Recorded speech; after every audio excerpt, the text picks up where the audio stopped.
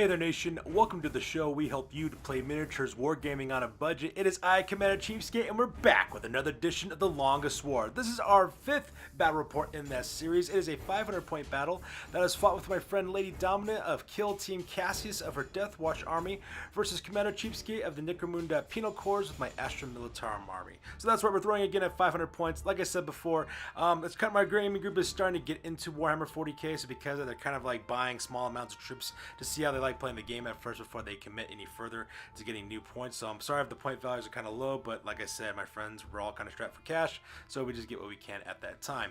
In this case, Lady Down is bringing Deathwatch, and that's the first time I've ever actually gone up against this army as well.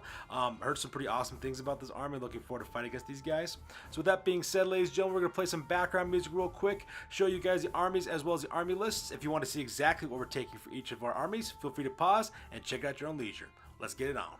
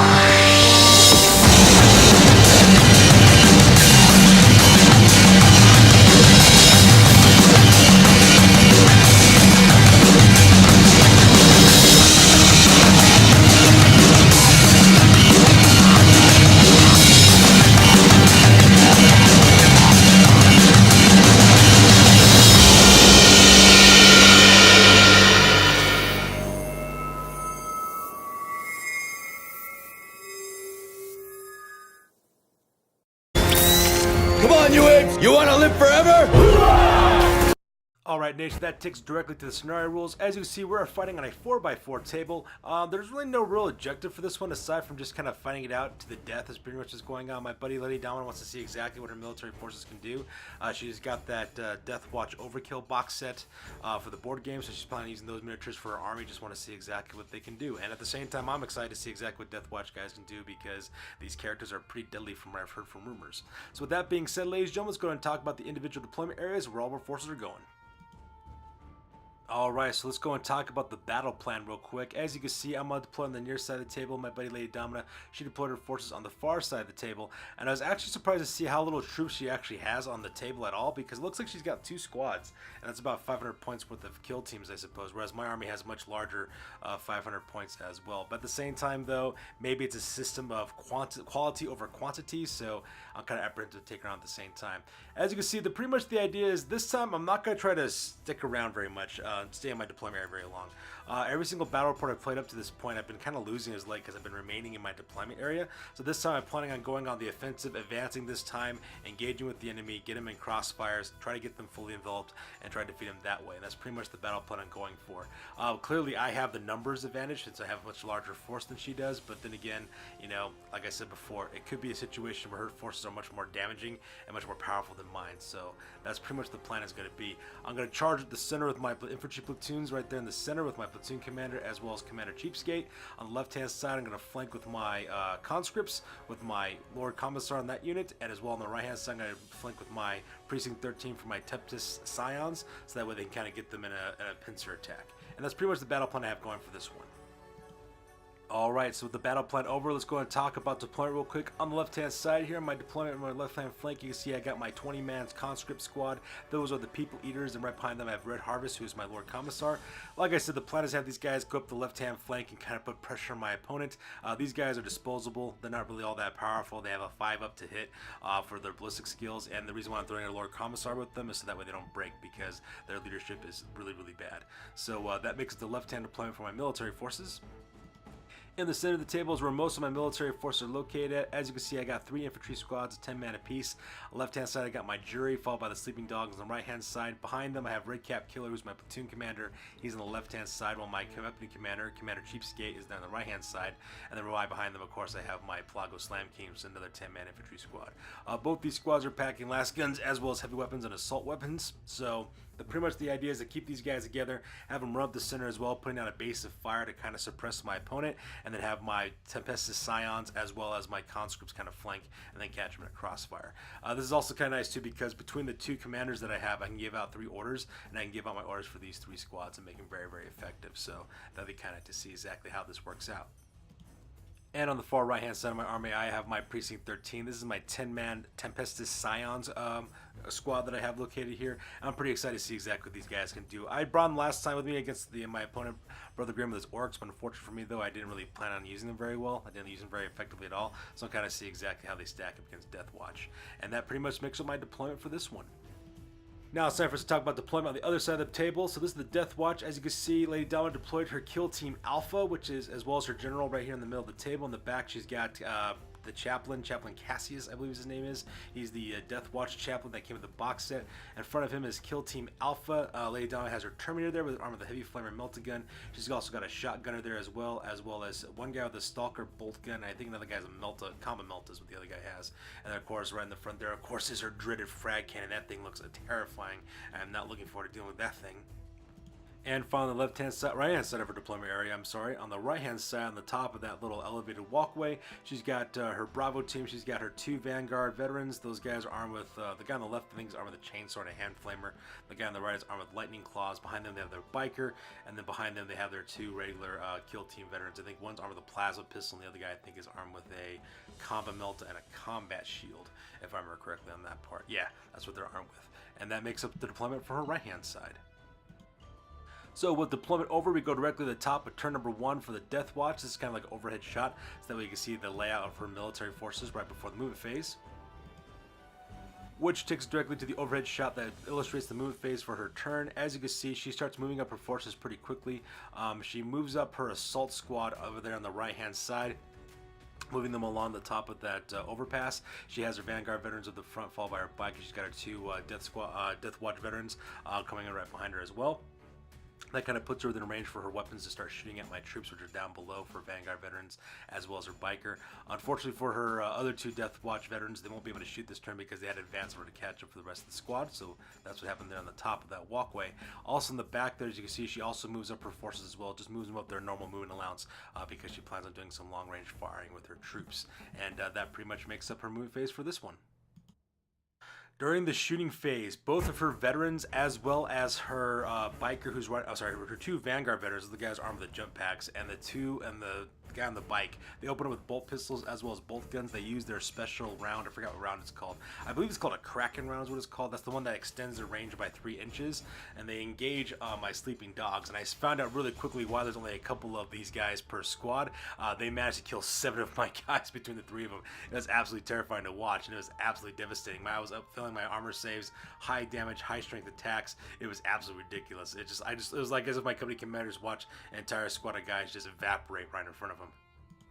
So because she can't really charge at this point, and since there is no close combat, we go directly to the morale phase. As you can see in this photo, the rest of the 3 members of the Sleeping Dogs failed the morale test, and they just took off running for their lives, not wanting to be destroyed. I just watched the entire squad get evaporated just like that from 3 guys, and now I'm kind of apprehensive of taking on these Deathwatch guys. But at this point, I'm committed. I gotta keep going.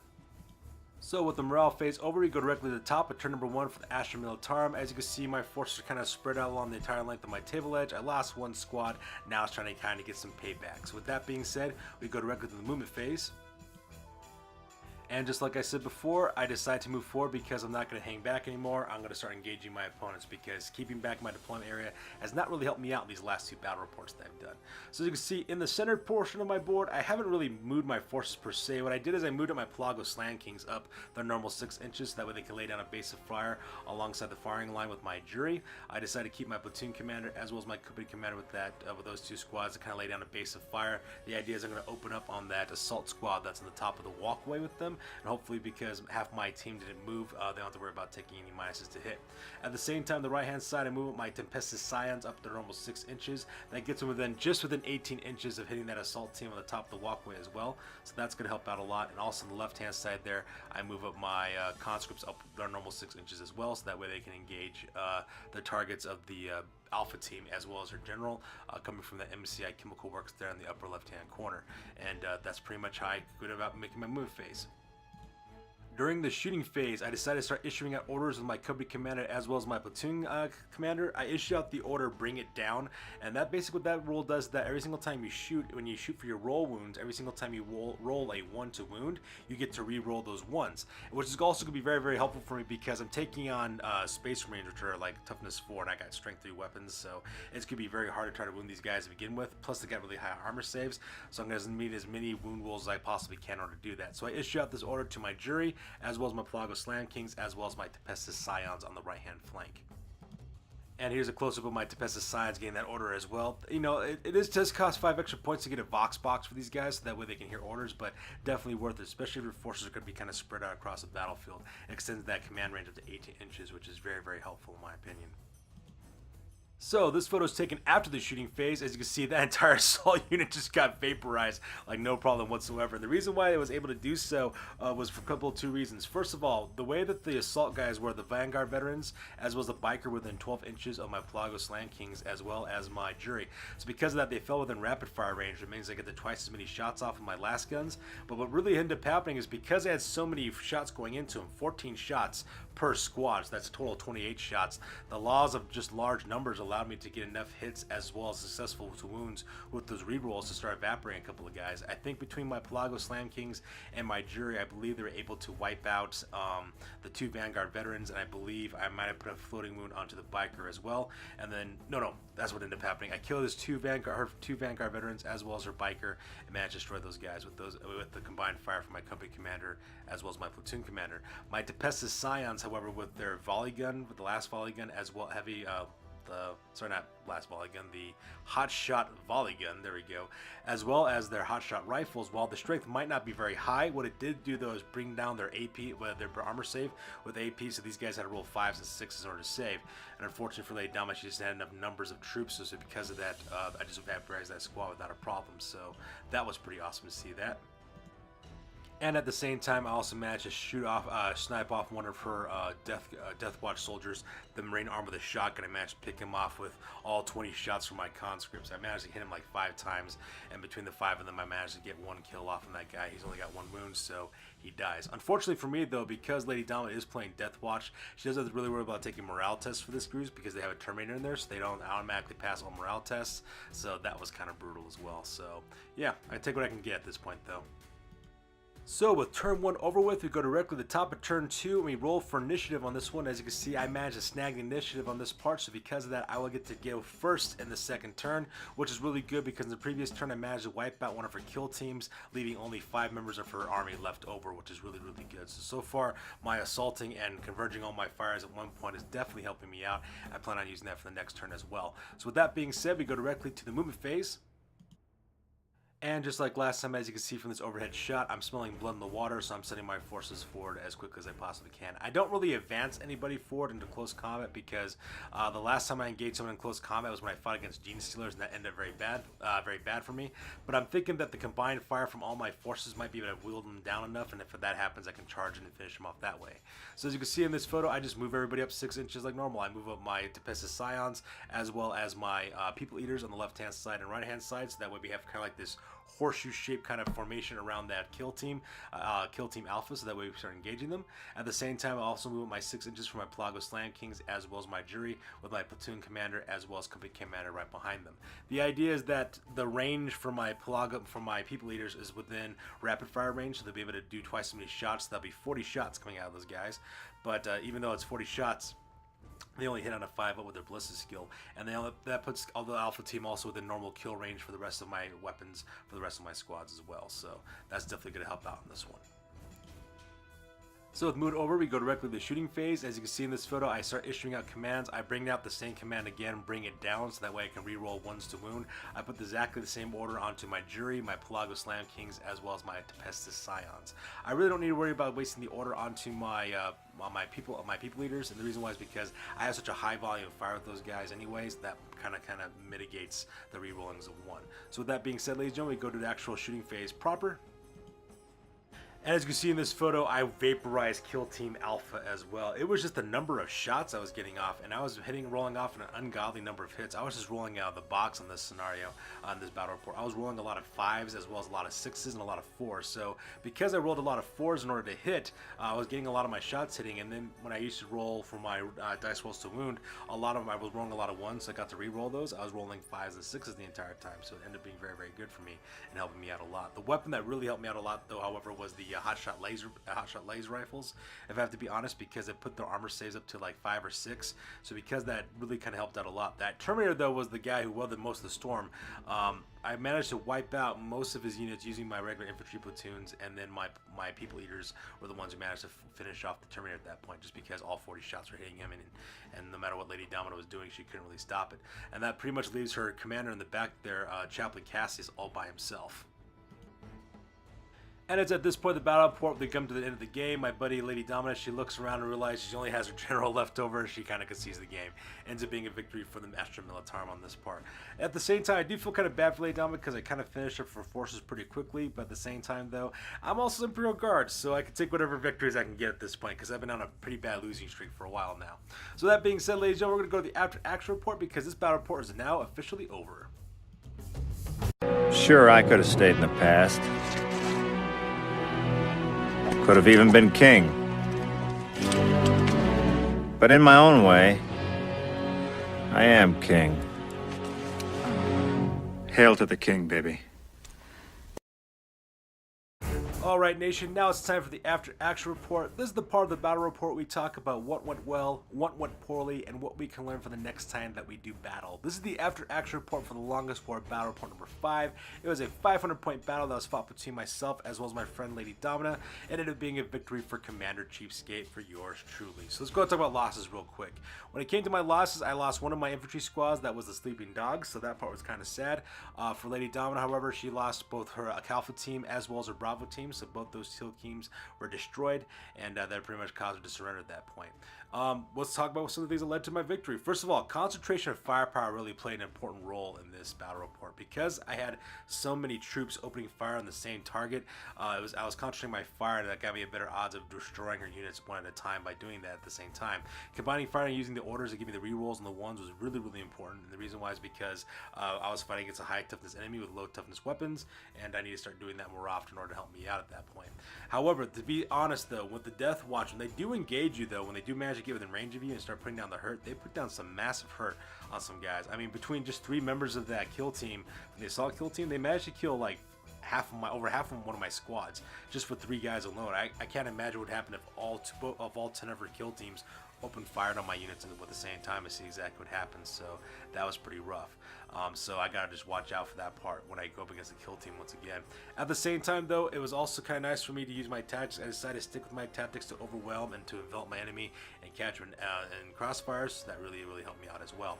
At the same time, I do feel kind of bad for Lady Domina. This battle was really, really one-sided. I really dominated on this one as well. But Lady Domina, she's going back to the drawing board, doing some research in order to figure out how to play this army even better. So at the same time, you guys, if you have any suggestions of how she could use this army to a better, using it as a better benefit for herself, that'd be really awesome. If you guys want to type that in the comments section, that would be greatly appreciated.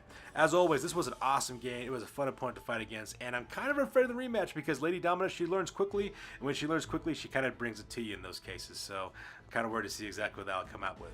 As always, you guys, please feel free to comment, like, and or subscribe. Your guys' input is invaluable as always. Also, check us out on Google+, Facebook, Instagram, and now Blogger for all the latest and greatest of what we're doing for hobby. That's going to do it for this one, ladies and gentlemen, for The Longest War. We will see you guys on Wednesday when we upload our second Necromundan battle report for our current campaign.